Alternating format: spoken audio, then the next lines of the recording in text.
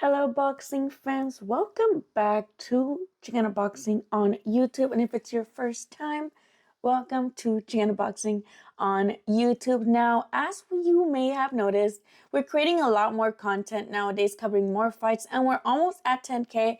So I'm going to ask you that if you haven't already, please go ahead and subscribe, turn notifications on, all that good stuff so that you don't miss any of our content moving forward. I am going to be having this weekly segment called What I Missed, which is basically a video version of my weekly written newsletter that hits subscribers inbox every Monday morning, and it hits the website every Monday afternoon. So, subscribe to that through the link below in the description box.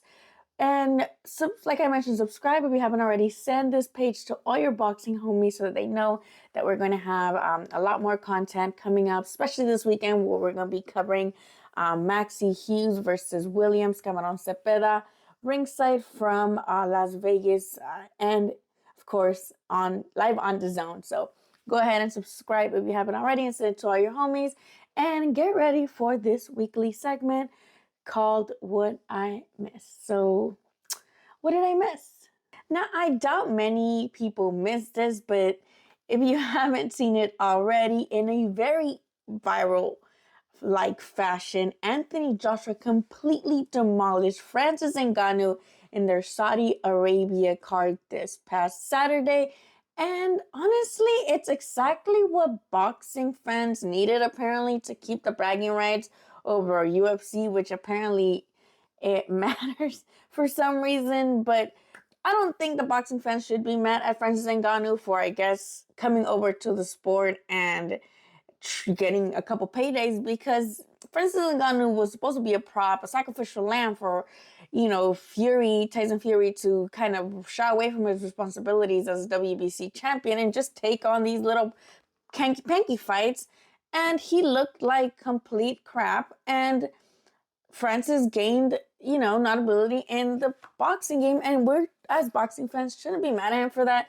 And here comes, Anthony Joshua, who, as I pretty sure remember, he previously bashed on this type of opposition for Fury. But yeah, here he comes and uses this to boost his career and, get another Saudi payday with another knockout, which good for him. I'm not knocking the hustle. But as for what it does for him career-wise, I'm still not sure. I guess it boosts his ego, and now he can look better as he waits for Fury, the winner of Fury versus Usyk, if he wants another shot at the titles. Because post-fight, he did claim that he felt that he won, that he should be the WBC champion because he feels like Fury lost to Ngannou, so Ngannou should have been WBC champ. And by that, process, he would have been WBC champ by defeating Francis Ngannou on Saturday. And, we all we all lived in La La Land, cool, but we don't. So if he wants a shot at the titles, he's going to have to wait until Fury beats Usyk so he can finally have that shot at Fury. And if Usyk beats Fury, then there's going to be a rematch clause, and, Joshua's going to have to freaking wait. So, like I mentioned in my newsletter, I'd still love Deontay Wilder to fight Anthony Joshua. They both lost, right? So, what is there to marinate? This has been completely over-marinated. This is age stake at this point, so let's get it on. They both guys, we dog their mental strength after their losses. They both have been knocked out. They both have a couple losses to one former champ or actual champ, actually. So let's do it. What's stopping it now? I don't know. I think Joshua should, pursue that payday, but more realistically, it's probably going to be a Parker rematch, just because Parker has had such a great run following, his loss to Joshua. So that's probably what's going to end up happening next, but let me know what you guys think is going to happen in his career. But for the rest of the card, we had Israel Madrimov capture his WBA world title, which is vacant ever since, Charlo's been inactive since fighting Canelo and all that. And the first time that I met Madrimov was in the undercard for Mikey Garcia and Jesse Maga Vargas, and that was February 29th of 2020, right before the pandemic. I was out there and this kid's name was being thrown around that he was so good, that he was going to give Charlo, a run for his money and all of this and all of that, of course, right? And he did get an impressive knockout in that fight, like I remember. But it's until now that even though he only has, I believe, like 10, 11 fights, he is now the WBA champion of the world. And I think he looked great. Obviously, the fight was a little competitive at the beginning, but not enough to where Madrimov wasn't ever not in control. And I believe like at some point before the knockout, his trainer told him, now go knock his ass out already, and I remember thinking like, oof, like that's really cool. Because basically saying like, stop playing with your food. You've taken his punches. Now you can go ahead and finish him. Like, what are you waiting for? And that's exactly what Madrimov does. And good for him. He looked great. He looked really, dominant in his approach. And I love the picture, the cute picture with MJ. They just look very cute together. Good for them. And as I posted on my Instagram, I would love to see Virgil Ortiz fight Madrimov for the WBA championship. This fight would be amazing. Both guys are, come forward guys. Both guys have a lot of strength. So Virgil against Madrimov would be a great chance for title to, finally get the title shot that, in my opinion, he's deserved for all. But, the inactivity doesn't help due to his health issues and concerns. And I hope he recovers and I hope he's doing better. And I can't wait to see him back. But this would be a great fight after another tune-up fight for Virgil. I think I would love this fight. And, let me know what you thought of Madrimov's performance in the comments. Now, Nick Ball failed to beat Ray Vargas for the title WBC. And honestly, I know a lot of people are crying robbery for this fight. And I personally also had Ball winning. But I think because he took it so easy in the first 6 rounds, you can't really argue for like, no, you should have given it to me, because a lot of people's mentality seems to be like, no, in order to beat the champion, you gotta go in there, basically cut his fucking head off or drop him or really like be very dominant against the champion. And Nick Ball did that for the second half of the fight, but for the first half he didn't. So unfortunately with boxing, you do, fortunately or unfortunately, depending on whose side you're on, you have to judge the card, the match based on per round. So Ball didn't do enough the early rounds, and he paid for it in the scorecards because judges didn't really seem like he did enough to deserve much other than a draw against Ray Vargas. And honestly, Ray Vargas is one of those guys to me that like, I do not mind not seeing him again. I know he's a Mexican champion, and I love having Mexican champions, but at the same time, it's like his style is just not the best. And for him to, have the audacity to say that the Saudis need to pay him more money for him to return to Saudi Arabia, it's like, my brother in Christ, like, your style is not the best, and you're asking for more money, and then most people think you lost. So like, you should just get the hell out of here and like be happy that you're walking out of here with your belt still and the money that they paid you for that very, very mid performance. Please get out of here. If I'm being a hater, let me know in the comments. But Joseph Parker, another fight that I'm like, oh, I expected way more out of this, especially with Zhang, right? Like Shang, I don't know how to pronounce his name. I'm a big fan of his, because we've seen the massive knockouts he's had in his past fights, and it's just been like chef's kiss. And Parker, Parker has been looking good again since he lost to AJ, and that win for AJ has aged like fine wine and fine cheese, honestly, because Parker's, gotten really, really better, and he's really stepped his game up. But this was a very boring match. He got dropped twice. And, Shang wasn't able to finish him off. And again, pin in the scorecards, there was a majority decision with one judge having it a draw. So no judges had it for Shang, but they did. One judge did have it a draw, which I I just hope that, we can continue seeing Shang in another fight, maybe against Joshua. That'd be a nice little, maybe another Saudi Arabia payday. The heavyweight division's fine and dandy right now. I just want them to keep fighting and not just be waiting on Fury and Usyk for the belt. So I hope they keep going. But very underwhelming fight. I kind of expected more out of this. I'm not going to lie.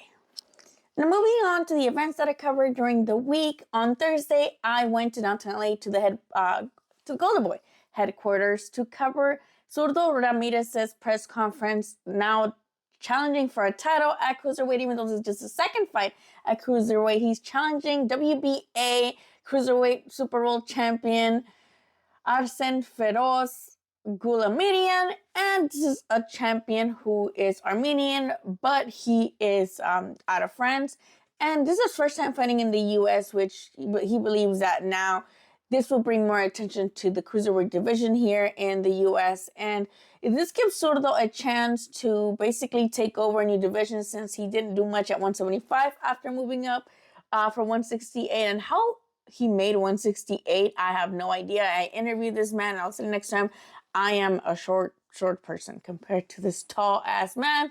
Have no idea how he made 168, but now 181 and above, he can definitely make some noise, basically, because he does have decent power, and we got to see what this division looks like. And his opponent's right. We don't know much about cruiserweight, especially since Usyk went up. We don't really know much about it since the World Boxing Super Series. So, let's find out if Zurdo Ramirez can make a dent in division, and maybe since, he gets a belt and Canelo once claimed he wanted a cruiserweight belt, maybe now he can challenge Zurdo for the cruiserweight title and get that title. Then, I did have an interview with Zurdo Ramirez, so go and check that out. It's short because, he had to go and Jane had to take him, and, I don't mind, but great little short interview with him. We talked about Canelo. We talked obviously about the new division, so go ahead and check that out.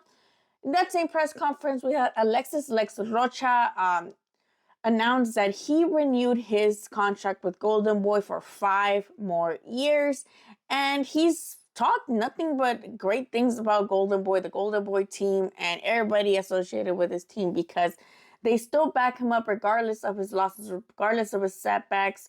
Alex Rocha's had 2 defeats, one by decision against Rashidi Ellis before the pandemic, and then now his last fight was a very no, I don't think anybody predicted Santillan would beat Alex Rocha, especially not like that. So it's definitely an upset. But Alexis Rocha gave a very great, inspiring message to up-and-coming fighters, and just saying, period, like, look, I lost by knockout, but I'm not going to let a loss define me. And as someone who, suffers from mental illness based on things that I failed at previously, even though I'm not a fighter, that was a great, great message. And people who just really claim to care about mental health, these are the type of messages you want to be pushing. And, great for Alexis Rocha. I'm excited to see him. Not every freaking fighter is going to be a champion. And that doesn't mean we shouldn't pay them respect. And that doesn't mean we shouldn't pay them attention. There's a lot of fighters who have great styles who are just, at the end of the day, going to be contenders or title challengers or gatekeepers, or they are going to get to a position where they're going to be fighting until they put themselves in a position for a title shot and win. Let's not take away these opportunities from these guys who are trying. At least they're being active. At least, they're fighting every, being competitive and training. Let's give these guys those rewards, right, of the title shots. And just, I don't mind guys not being champions,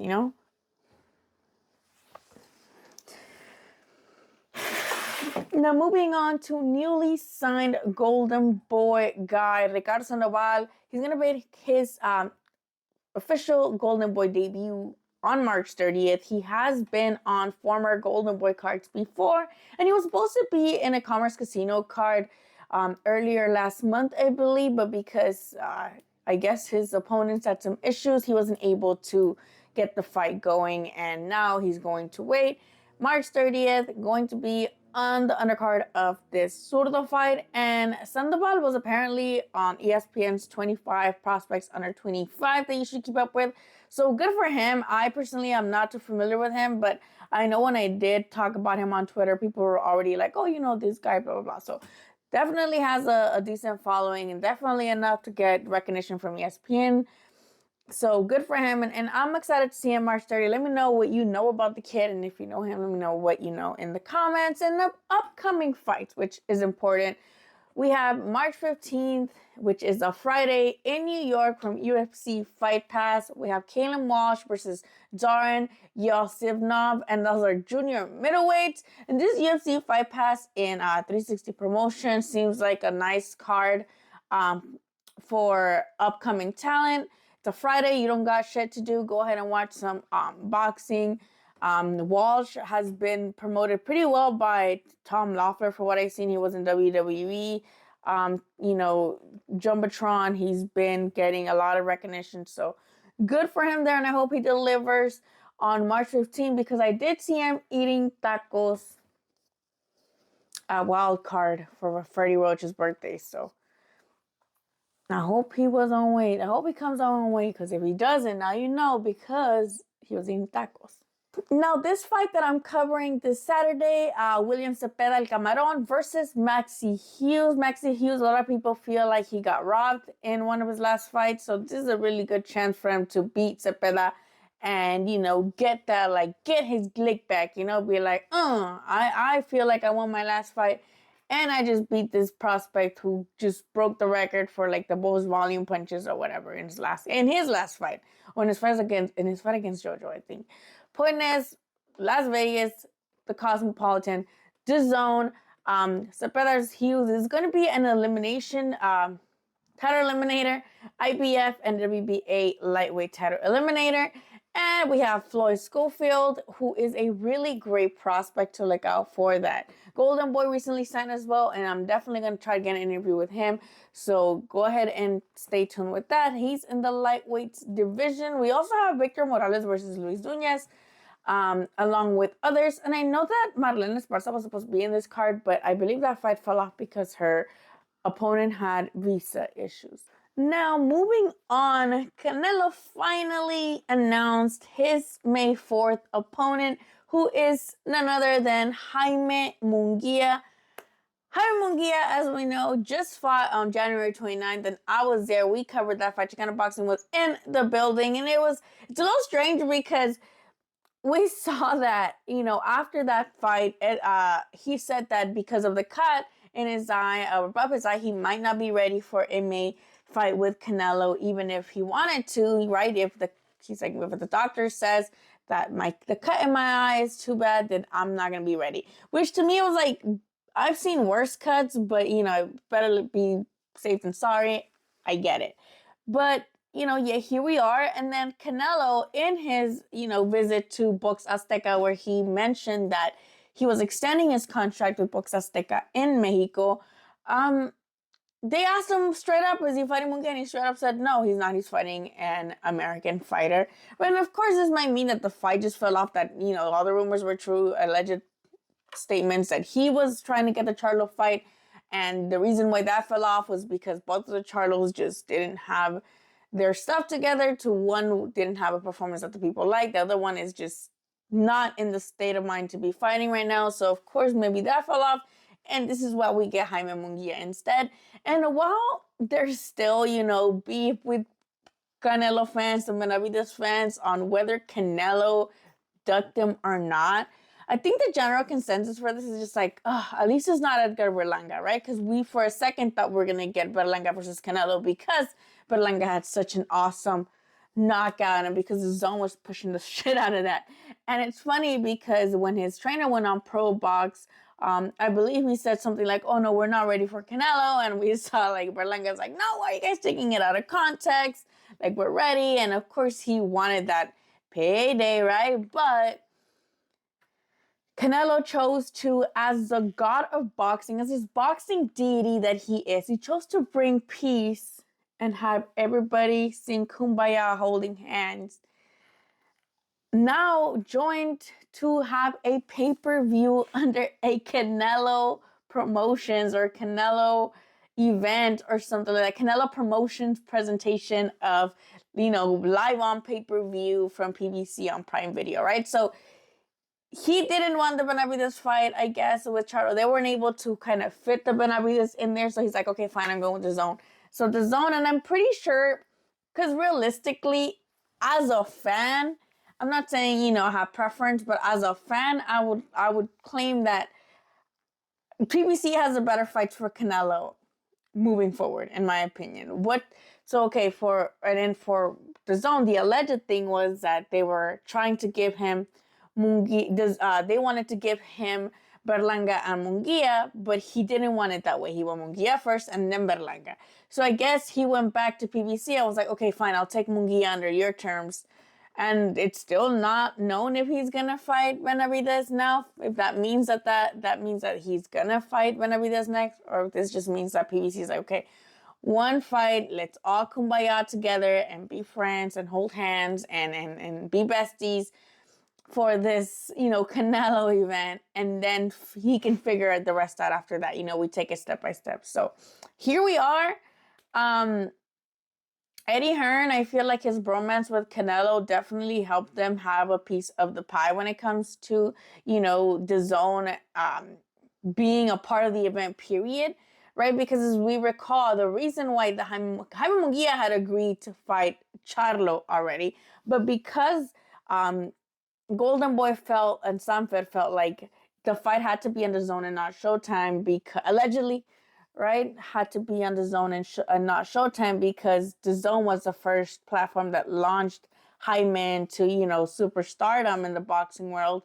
They deserved to have a piece of the pie, was their argument, allegedly, right? That yes, the Charlo and Munguia agreed to fight each other, but because of the networks at the end of the day, Charlo's like, hey, I'm the A side. It should be on where I always fight, Showtime pay-per-view or Fox pay-per-view, whatever PBC platforms is using at the time, right? And Munguia's like, wait, but for some reason I don't know why they even thought they had the right, but who does have it? Canelo. So Canelo's gonna come in and ask for the same thing. So Canelo's gonna come in, and if Munguia says, hey, I want the Zone to be part of this because they were the first ones to blow me up, I'm sure that with, Golden Boy already being part of the picture because they're co-promoting Jaime with Sanford, and Canelo having that bromance with Eddie Hearn, I'm pretty sure it was more of a thing to be like, well, why not? Eddie Hearn already got the thumbs up for everybody else. So it's one of the things that I'm pretty sure they all just came like, okay, fine, let's just get the shit done, right? And good for them that we made it happen. Woo! We got Golden Boy, Sanford, the Zone, and PBC, and of course, it's primarily PBC on Prime Video, also available on the Zone. But my sentiment is this: am I annoyed that he's not fighting Benavidez? Yes. But I'm going to make a separate video about how we hold him and Crawford, I guess, like very much on a higher standard, right? Because they are these special fighters. But again, I'm going to talk more about this on a future video. But I just wish they kept fighting good people. Like, I get that they already accomplished all this, but as a boxing fan, if you're already champion, then keep giving us good fights or vacate the belt. Anyway, again, I'm going to talk about this on a future video. Now, on Tuesday, not only was it Freddy Roach's birthday, but the first ever WBC female champion, Jackie Nava, drove all the way from TJ herself to surprise Yocasta Valle in her camp. All thanks to Nancy Rodriguez, PR extraordinaire and person for the WBC, spokesperson for the WBC. So good, amazing day. Freddy Roach was obviously very excited to see Jackie Nava there because he's a fan of her himself. So it was nice extra birthday treat. They had a taco stand right there. They had great tacos, and I'm like, hey, Freddy, like you like tacos? And he laughed and he's like, those are Marie's favorites. I like the white people tacos. So it was a really fun experience for me personally. I feel very blessed to be there. He also told me that the Canelo fight was done. So I knew that the Canelo fight was done officially. since last Tuesday because, as we're downstairs waiting for Yocasta to show up to the gym, he tapped at the poster, the Munguia Rider poster, and he said, "What do you think about Canelo fighting my guy?" And I'm just like, huh? He's like, yeah. He's like, he signed the contract. I didn't think he would, but he signed it. And I'm like, oh, well, good for him. I'm like, Canelo has shown signs of, that he's going down, deteriorating a little bit. So I'm pretty sure, you can help, tweak something in Jaime's game where you guys can, maybe capitalize on that. So good luck. But it was really nice. So I'm like, oh, he must have been in a great mood porque me soltó la sopa, and I was like, oh, nice. Of course, didn't go and shout it out, but it was really nice to know that, and it was really nice to witness everybody sing him happy birthday. And of course, I took a lot of pictures of this camp with Yocasta Valle, and it was really cool to be there present, to see someone who she admires, surprise her, especially in women's boxing that happens to be a lot of times dissed or just dismissed. And while I was in wildcard boxing, I wanted to go ahead and start a segment called the Prospect of the Week. This week we have Jose El Karma Alvarado, who trains out of wildcard boxing, and he also shares trainers with both Yocasta Valle and newly signed top ranked prospect Alan Garcia.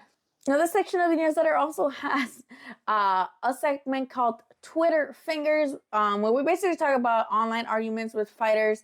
Gervonta Tank Davis always, tweets and then deletes stuff. He tweeted at Frank Ghost Martin, which, as we know, allegedly they have already agreed upon a fight to come in June. And Gervonta loves to tweet and delete, and he tried me like you're stupid, right? And I think it's just hilarious that Frank Martin's just this very relaxed guy, like, yeah, okay, I am, yeah, whatever, okay, right? But Gervonta Davis is just this guy that I wouldn't want to trash talk with, just because I feel like I don't want to just, he has the power to make me look stupid, and I don't want to be made look stupid, right? I also have, even though this is in Twitter, I think it mattered to bring up, out of left field, we know that Rolly's and Brian Garcia have had previous disagreements. They've had previous beef based on, previous sparring and baby mama drama and stuff. But it's Rolly's is coming to, like, a lot of people voice concerns for Ryan Garcia, who a lot of us feel like shouldn't be moving forward with the April 20th fight.